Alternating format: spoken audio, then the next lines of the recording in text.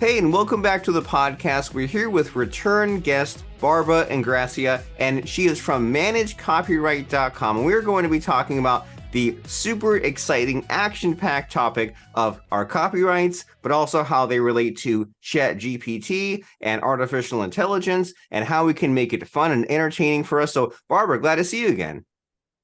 Nice to be here. Thanks so much, Robert. You're very welcome. And so you were here 5 years ago and we talked about things like, I think, like Getty Images and Creative Commons and making sure that you don't get sued for having your images. But things have changed so much in the last 5 years. Now we have like generative AI, we have Midjourney, we have ChatGPT. So what the heck has changed and how the heck are you? And what should we be focused on these days?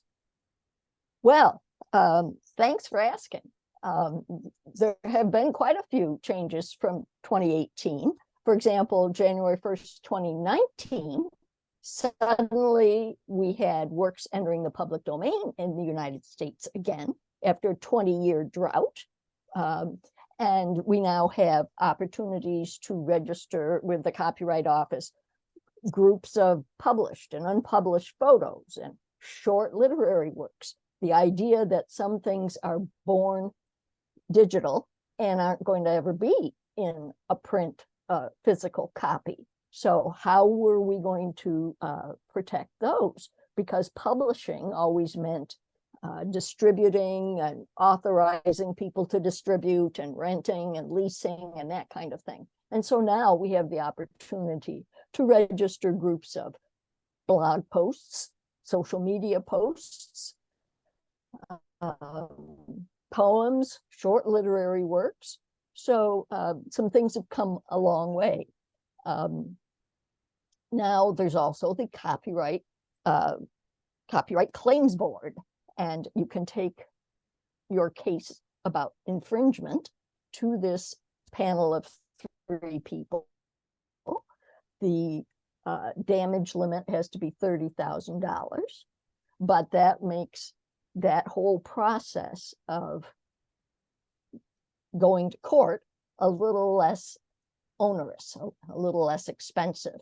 It's only been around, the Copyright Claims Board has only been around a couple of years, so it's still getting its feet going, but it's an interesting development. And so yes, now AI, ChatGPT, exploded on the scene in late November of 2022, and just changed everything, it seems, and lots of controversy, lots of court cases filed almost right away. Getty filed about their photographs being scraped in order to train ChatGPT. Artists, they don't want to see their own artwork sort of usurped by Midjourney and things like that. Programmers, various authors. And so it's just, it's a new Wild West where there are no laws and no real guidelines yet. And of course, it's like magic. When you put in a prompt, boom, you have an answer in a matter of seconds. It's like magic. And we know that magicians often have something up their sleeve to be distracting you. And so my role is to help people be fully informed about what's going on besides the magic, or what things people need to know, to understand, so that they can make informed decisions about their use of AI and ChatGPT. And I think one of the things that's important that you're starting to bring up here is with ChatGPT, a lot of people don't realize that what it generates has to come from something, right? And we think like, oh, we tell ChatGPT to like write an article for us, or Midjourney to make this image for us. But what you're saying is that it comes from this huge database, right? They scrape the whole internet. They scrape basically the sum of human knowledge, and then it picks apart and combines things, and it doesn't really create anything. It just has this illusion because there's this huge database. And so then that gets passed down to you, right? As someone that uses ChatGPT to create something, it's like they're infringing copyright, and then you then take it, and then now you're sort of infringing copyright. And so how do we begin to wrap our heads around it? Because like whenever I look into this a little bit, I get so discouraged. I think like, well, if I'm gonna use it, and if I'm going to have to worry about being sued or copyright violation, or have to change so much of it, then what's the point of even using it if we're just going to get sued for using it? Well, that's an excellent point. And you're right. Those bots have scraped indiscriminately. They've taken copyrighted works, they've taken public domain works, whatever's been on there through 2021, and pirated works. And just, it's a one big soup bowl. And then it's your prompts that pulls things together. And it's sort of trying to be predictive based on what it already knows. Sometimes the answers aren't accurate. They make things up. The bot hallucinates. There's a certain amount of bias that has been scraped, and that comes through when you're doing your prompts, doing your searches.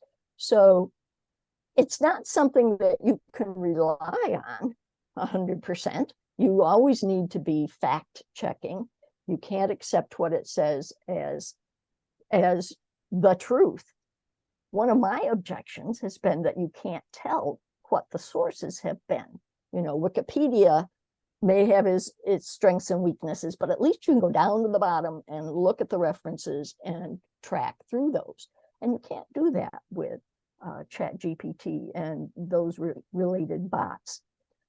Now, I know that people have asked ChatGPT to provide the references, the sources, and they come up with something. But on further examination, they find that some of those sources don't even exist. So ChatGPT and the others need to be used as tools, brainstorming tools. For example, you know, you're facing a blank sheet of paper, and this can help get the creative juices flowing. That doesn't mean that you should take what it spits out and copy and paste and boom, go with it. We're seeing a lot of AI generated books now on Amazon and elsewhere. As I say, it's the Wild West. We see some evolution in the past few months that educators are finding a way to use ChatGPT in the classroom. So definitely the toothpaste is out of the tube, and we're not going to be able to put it back in. So we need to develop some best practices for how we can use it. And again, using it for brainstorming. Anything we put into ChatGPT becomes part of the training soup. And so we want to be very careful what we put in. If we're putting in something with confidential information, privileged information, proprietary information, that's going in there too, and is going to be scraped and used. So thinking about how we want to protect what we create is important going forward. So I believe that registering the copyrights on your works, registering with the U.S. Copyright Office or whatever your national organization is, gives you some protection, some teeth. We know authors who are suing ChatGPT and their parent company for having, in effect, given away the farm. You know, there's no point to reading my book if you've already got it pieced together, in essence, from the prompts. So having a registered copyright is going to make a difference, I think. We know that we have a copyright the minute we create something in a tangible medium. We don't have to apply for a copyright. It's automatic. We don't even have to put a C in a circle on our work. And that has its own pros and cons, but those don't have teeth. They exist, but having the teeth of a registration where you've got a public record, you have the opportunity to claim statutory damages should you have to go to court, attorney's fees and whatnot. So it just seems like a good step to take. Also, I'm seeing ideas to put in your terms and conditions on your website, something to the effect of, and terms and conditions, you're telling people what they can do and can't do with what they're finding on your website. Add a do not use my content, do not scrape my content to feed AI. And so terms and conditions, which I like to see in the footer, I'm linked to the terms and conditions in the footer of our website, are legally binding. We may not read them, but they are legally binding. So putting in something there about don't scrape my work to train an AI bot. I've also seen that it's being suggested now that you put something like that if you're an author and you on your verso of your title page where you're saying something about copyright, put a statement about not to be scraped. So taking some precautions against what seems to be a tsunami coming at us. So establishing some best practices. That's a lot to think of. That's interesting to think about. And yeah, it's a few steps we can take, right? So in those terms and conditions, add some verbiage that I do not want it to be scraped. There's the option to go and register with the U.S. Patent and Trademark Office and get our copyright registered there. You've mentioned earlier that there's this newish Copyright Council, so that we don't have to go through this whole like court process. There's kind of a shortcut, simpler method. And you're saying, as far as like using this generative AI, that a better use for it than what's being kind of hyped as is, you say, use it as a brainstorming tool. That way you're not just putting out all this content with the fear of being of being sued.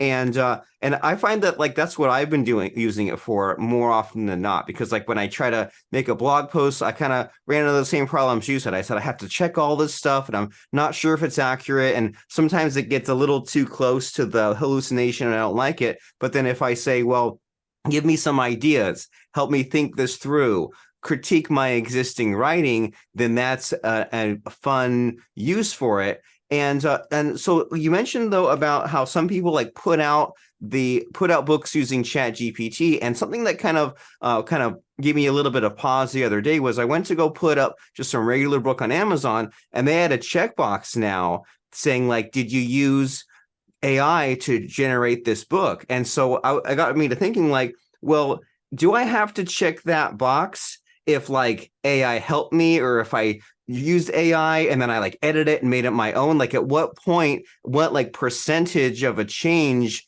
do I have to make in order to not check that box? Well, that's a very interesting issue. The U.S. copyright law, of course, says that only works. So you might remember the picture of the monkey, the selfie that the monkey took.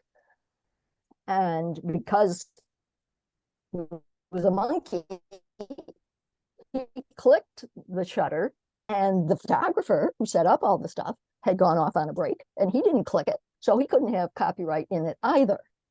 So how much humanness needs to be in a work that's been generated or heavily assisted by chat GPT kinds of bots. Interestingly, the Copyright Office says you can register things that include AI content, but you should disclaim them. And the human part needs to be able to stand on its own. And that's not really different from what the copyright law has called for. If you used something from the public domain, you have to disclaim it. If a derivative work, you have to disclaim the earlier vision. So, and you don't even have to tell them what parts are AI generated.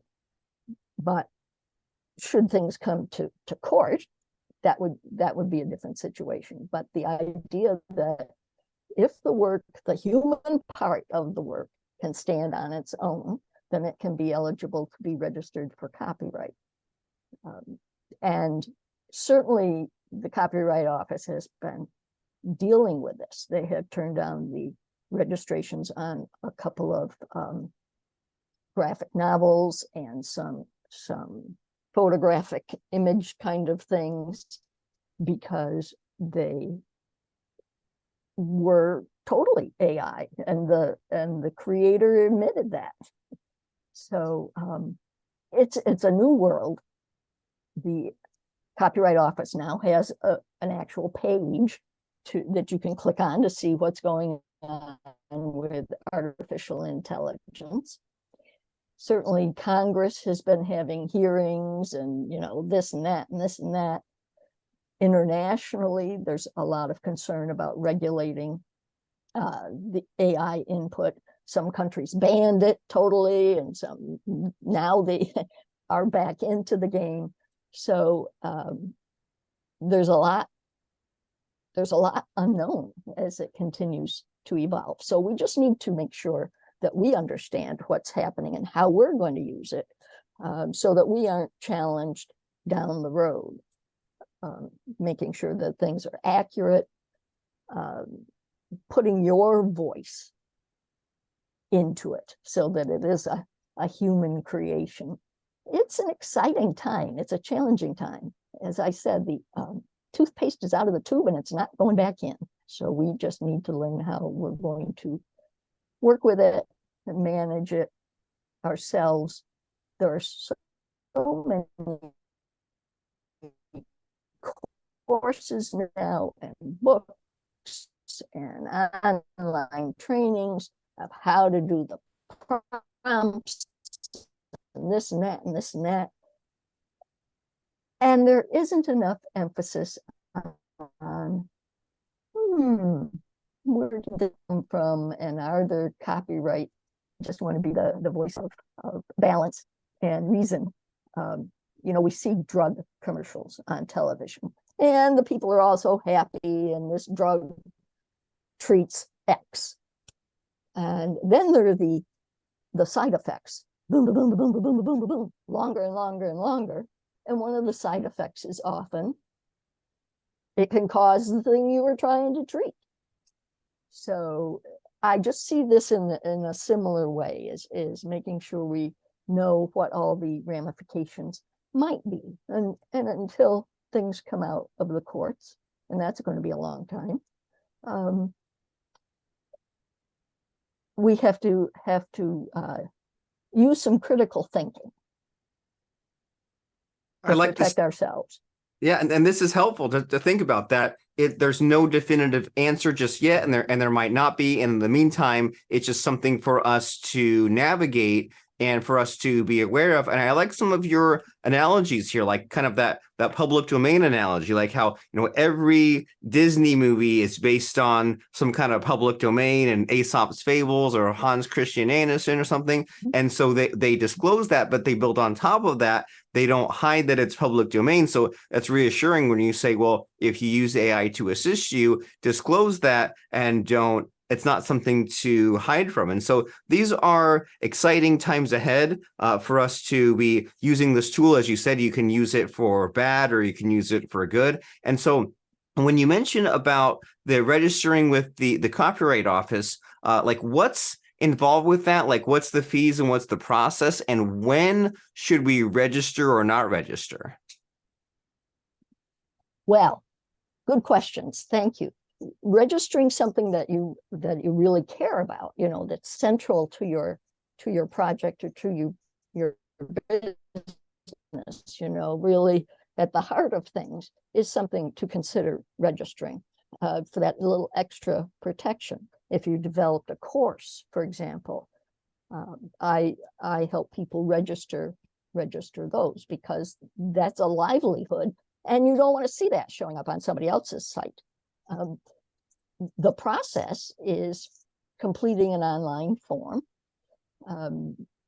sharing a goodly amount of details, but they don't need to know the plot and all of that stuff. They need to know who the authors are and who's going to claim the copyright. Filling out the form, submitting the registration fee, which is generally, in most cases, around $65, and then submitting a copy of your work. Maybe you submit it electronically, maybe you have to send a physical copy.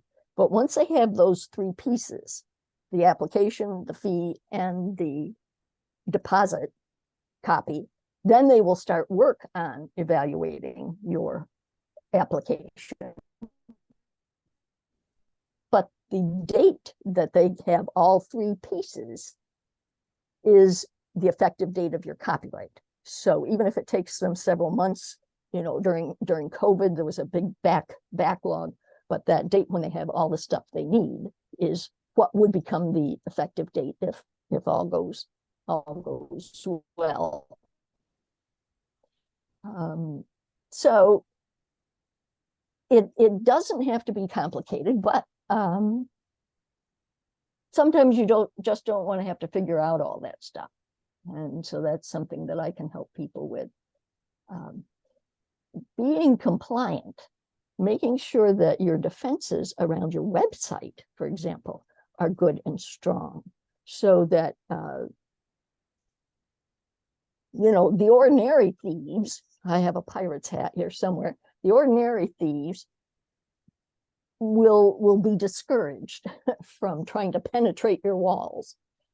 So that's an area that's important too, to make sure all your legal ducks are in a row surrounding your website and your content. Now that you can register blog posts and social media posts and short literary works, that gives you some extra protection that formerly you didn't have that option. So the Copyright Office is coming along. What's going to happen to the human thing, I don't know, but it's challenging times for creators, the rights owners, and then the public need.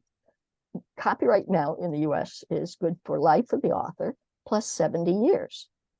So for $65 plus whatever you pay to have the application filled out, you're getting such a life insurance policy, such a legacy to leave to your heirs, that it's a very valuable thing. You can't get insurance for much less than that. Well, wonderful. And, you mentioned how things are like exciting, but also scary. And when have they not be, especially when the internet is involved, right? When have things not been exciting, but also a little uncertain with social media or with Google or with privacy or who knows what. So it's just something else that's new to navigate. And you always hear about how like Google and with SEO, they want to reward you for having these legal terms on your website and for having the accessibility. So I can see how someone can use your services to make sure their website is up to snuff, if they want to copyright that course, their livelihood, and navigate that form. We've all been in that situation where we fill out a form, we fill out the first 6 things, and we get to item number 7, we're like, I'm completely stuck. And if I mess this up, then it will completely affect the outcome. So I can see how someone can use your assistance for these many different reasons. And so with all the, you've been sharing some of these fun stories about what you come across with AI, and there's so many cool things out there, so many innovations, right? Like I've seen where there's like a mid-journey but for video, and you give it a prompt and it makes a whole video. And I've seen things where like it takes a video and it translates it from English to Spanish, and it somehow digitally changes the mouth. So it's like completely just changes the language right there in front of you. And so with all the things that you've seen or are excited about for the future, like what are you looking forward to as far as like the future of AI, copyright, any of the above? Like what's exciting about the future? Well, so much unknown. For example, when the automobile came along, horse carriages and buggy whip makers thought, oh no, this is the end of the world. And when TV came along or movies came along and radio said, oh no, this is the end of the world. So we do adapt and we do adjust. And that's part of life. And the fact that oftentimes something that is a good thing, some people will find a way to use it for evil. And I think that as we get into the election season, I'm concerned about how AI may be used, because you can put someone somewhere where they weren't, put words in their mouth that they didn't say.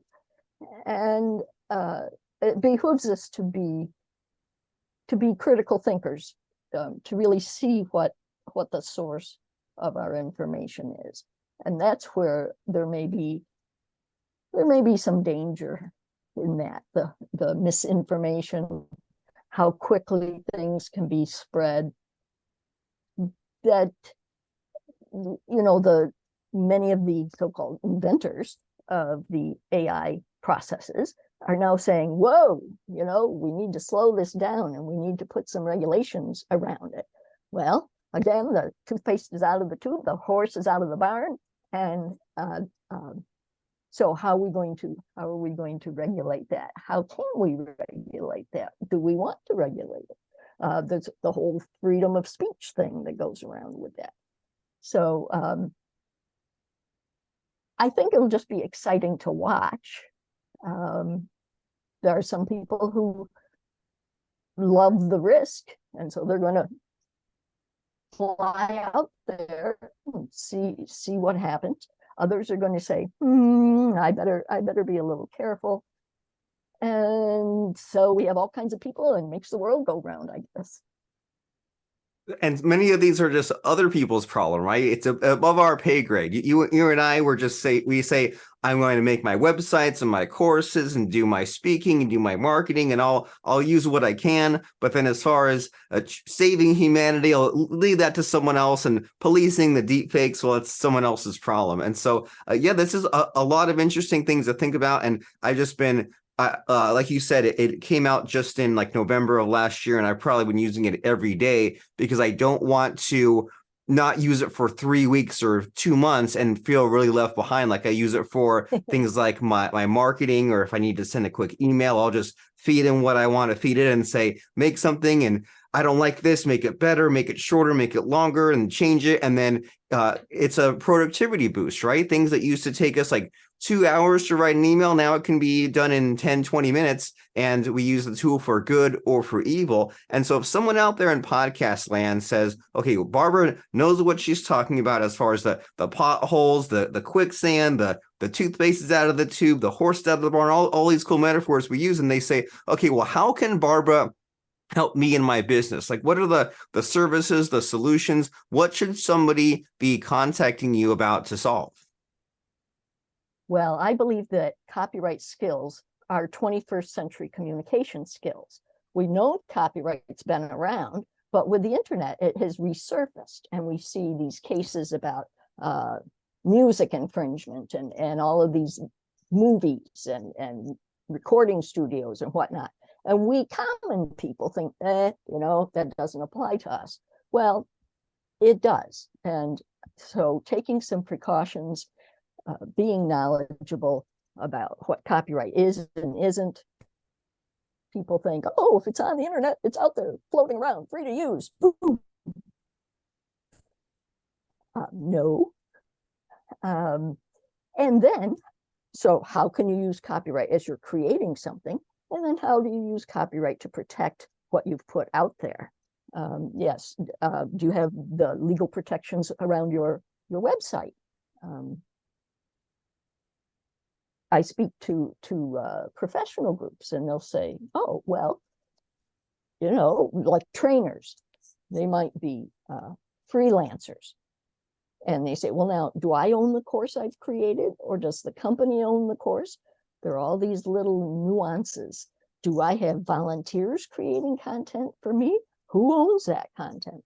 So all those little nuances that we think should make sense. But when we're talking about laws, and specifically copyright laws, the safest thing is to say it depends. And the AI folks are saying, oh, well, this is fair use, what we've taken. It's fair use. And that's a gross overstatement. So what we don't know, we don't know. And I try to help people understand a little bit about what we don't know. Oh, and fantastic. So if someone says, all right, I need help knowing what I don't know and what to even look forward to, I know you have managecopyright.com and a lot of helpful resources there. So is that the logical next step, or is there a better place for someone to go? Well, managecopyright.com is a good place. You can contact me directly at barb@managecopyright.com. One of the challenges I've had over the years is that people think I'm a copywriter with WRITER, and I'm a copyright RIGHT person. And I have an assessment that people can sort of figure out where they are in the game. And so contacting me at barb@managecopyright.com, and I'll be glad to share that assessment with you. Fantastic. That is barb@managecopyright.com. That's MANAGECOPYRIGHT.com. barb@managecopyright.com. What's that? Perfect. Yeah, I get 100% score on that one. Yeah. And so you can just send a message to Barb and tell her what your concerns are. And she kind of mentioned there's sort of there's like the defense and there's the offense, right? What can I use to create and make sure that I'm protected, and that way I can go after someone if they rip me off, but also I don't want someone to be going after me, and can I make sure that I myself am protected in my own way? So contact her, send that email, tell her that Robert Plank sent you in the Marketer of the Day podcast, and get that assessment if that's something that you want to pursue, and just enjoy the ride, right? And embrace these tools that there seem to be new tools coming at us every few weeks as far as all this AI that can be created. And so if we want to get too anxious, too scared, and just be so afraid to do anything, then we will really be limiting ourselves while other people take the risk. But if you yourself take the appropriate amount of risk that makes sense to you, then you can still navigate the magic and mystery of ChatGPT, but also stay out of legal and copyright peril. So we'll see you over there at managecopyright.com. And as we wrap up our conversation here, Barb, do you have a favorite quote, lesson, moral, or saying these days? Well, it depends. Copyright is very much fact-based. So you can send two attorneys off with the exact same information, especially a fair use case kind of thing. They've got the same facts. They go off, you want an opinion, they come back with 3. So it depends. It's always a matter of interpretation. So it's a fun thing to watch for. Great rule to live by. Put that on a t-shirt or a bumper sticker. It depends, and don't get too frustrated with it as you go to managecopyright.com and Barb at managecopyright.com. Thank you very much, Barbara, for showing up, entertaining us, amusing us, informing us, giving us these fun stories. Really appreciate you. Thanks so much, Robert, for this opportunity.